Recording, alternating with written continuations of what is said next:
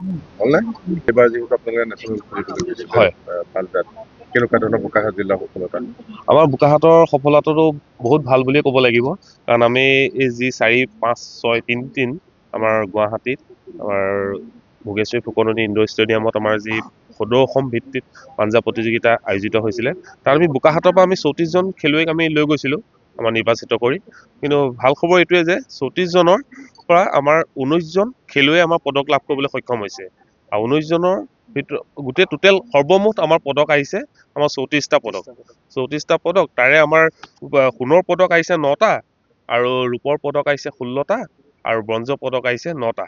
আৰু ইয়াৰে আমাৰ সোণৰ আৰু ৰূপৰ যিসকলে পদক লাভ কৰিছে, এই 16জন আছে খেলুৱৈ। এই 16জন খেলুৱৈ অহা জুনত য'ত আমাৰ হায়দৰাবাদত আমাৰ নেশ্যনেলখন অনুষ্ঠিত হ'ব, তালৈ মানে পোনপটীয়াকৈ সুযোগ লাভ কৰিছে।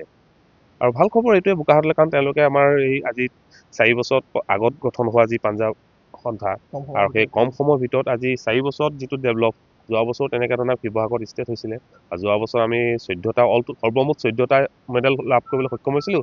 এইবছৰ এবছৰৰ ভিতৰতে ডাবল আমি কৰিবলৈ চেষ্টা মানে সক্ষম হ'লোঁ।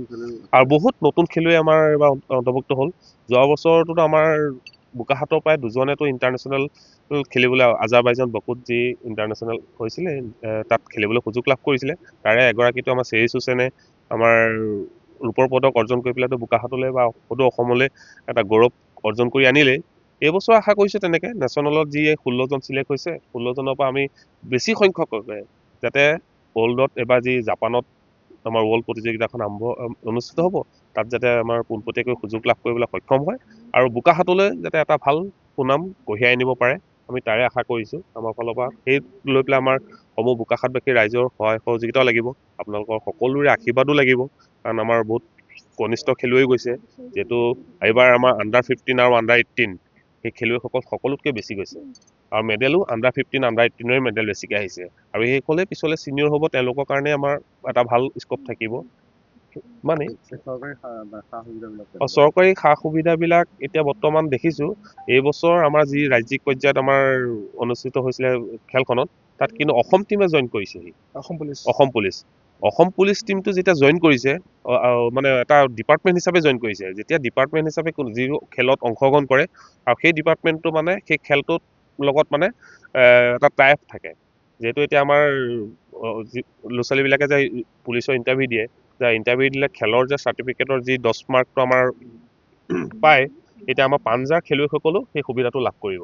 কাৰণ যিহেতু অসম পুলিচে মানে ডিপাৰ্টমেণ্ট হিচাপে পাঞ্জাৱ জইন কৰিছেহি, আৰু ৰেলৱেটো ইতিমধ্যে আছেই, কাৰণ যোৱাবাৰ নেশ্যনেলত আমাৰ ৰেলৱে টীম জইন কৰিছে, বা তেনেকৈ বাহিৰা কিছুমান আমাৰ চেণ্ট্ৰেল আমাৰ অফিচবিলাকৰ পৰা জইন কৰেহি বাৰু, মানে ডিপাৰ্টমেণ্ট হিচাপে।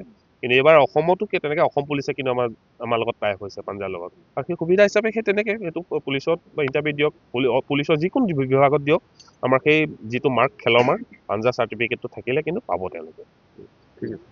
এইখন ৰ'জ ইংলিছ হাইস্কুলৰ খেলপথাৰ, আৰু ইয়াতে আমাৰ বোকাখাত জিলা মাষ্টাৰ্ছ এথলেটিক সন্থা, ৰাগবী সন্থা, টাগ অফ ৱাৰ, সকলোবিলাক আমাৰ নামদাং স্পৰ্টছ ক্লাবৰ এথলেটিক্সৰ ইয়াতে আমাৰ অনুশীলনবিলাক হৈ থাকে। কিন্তু আজি কিছুদিনৰ পৰা লক্ষ্য কৰিছোঁ, ইয়াত অনুশীলন কৰাটো অতি মানে বিপদজনক হৈ পৰিছে, আৰু এজন দুজন মানুহ ইয়াত প্ৰেক্টিচ কৰিবলৈ ভয় লগা পৰিৱেশ। কাৰণ কেতিয়াবা খেদি আহে, আৰু তেওঁলোকৰ যিখিনি কাপোৰ কানি, বেগ থাকে, মোবাইল আদি থাকে, এই গোটেইখিনিতে বান্দৰবিলাকে লৈ যায়। কেতিয়াবা মানে হাহাকাৰ পৰিৱেশ এটা সৃষ্টি হয়, আৰু সেইকাৰণে আমাৰ এই খেলুৱৈসকলৰ অনুশীলনো যথেষ্ট ক্ষতিগ্ৰস্ত হৈছে। তাৰ লগতে আমাৰ এই বিদ্যালয়ৰ যিটো ভৱন আছে, বা কাষতে যিঘৰ ইয়াৰ মানে চোৱা চিতা কৰা যিসকল ব্যক্তি আছে, তেওঁলোকৰ বাৰীত একো নাথাকে, তেওঁলোকৰ ঘৰত বান্দৰ সোমাই যায়। কাষৰে পাজৰে পুৱতি সাহিত্য সভা আছে, মইনা পাৰিজাত আছে, জ্যেষ্ঠ নাগৰিক আছে, গোটেইখিনিতে বান্দৰৰ ভীষণ উৎপাত হৈছে। আৰু এইখিনি যদি নিয়ন্ত্ৰণ নকৰে, কেতিয়াবা দেখিছোঁ ইয়াত সৰু ল'ৰা ছোৱালী খেলিবলৈ আহিলে বান্দৰে কিন্তু ক্ষতি কৰিব। সেইকাৰণে এতিয়া কেনেকৈ কি কৰিব পাৰি সমস্যাটো সমাধানৰ কাৰণে সকলো পক্ষই কিন্তু এটা সমন্বিত প্ৰচেষ্টা লাগিব। বন বিভাগক বহুবাৰ কোৱা হৈছে, কিন্তু তেওঁলোকে একো এই ক্ষেত্ৰত ইনিচিয়েটিভ লয় নহয়। এইটো এটা সামূহিকভাৱে ভাবোঁ বোকাখাতৰ ৰাইজে ইয়াৰ বাবে কিবা এটা সামূহিকভাৱে এটা প্ৰচেষ্টা চলোৱা উচিত। এটা দৃঢ় পদক্ষেপ এটা দৰকাৰ হৈছে। আৰু কাৰণ আমাৰ ঘৰবিলাকতো গোটেই অঞ্চলবিলাকতে এতিয়া বান্দৰৰ যিটো একো নহয়, শাক পাচলি নহয়, ভিতৰতো একো নাথাকে। আৰু মাইকী মানুহ মহিলা বা ছোৱালী দেখিলেতো বান্দৰে একো ভয়ে নকৰে, খেদি আহে। খেদি আহে, সৰু সৰু ল'ৰা ছোৱালীকো আক্ৰমণ কৰিবলৈ ধৰিছে। আৰু পোহনীয়া জীৱ জন্তু আমাৰ এই ফিল্ডৰ কাষতে চৰি থাকে, ছাগলী থাকে এই মানুহ ঘৰৰ, ছাগলীও মই আক্ৰমণ কৰা দেখিছোঁ বান্দৰে। গতিকে এনেকুৱা এটা পৰিৱেশত সমস্যা হ'ব কিন্তু। আৰু জোৰ কৰি হাত পোৱাৰ আগতে কিবা এটা বৃহৎ পদক্ষেপ লোৱা উচিত, আমি তাকে কামনা কৰিছোঁ।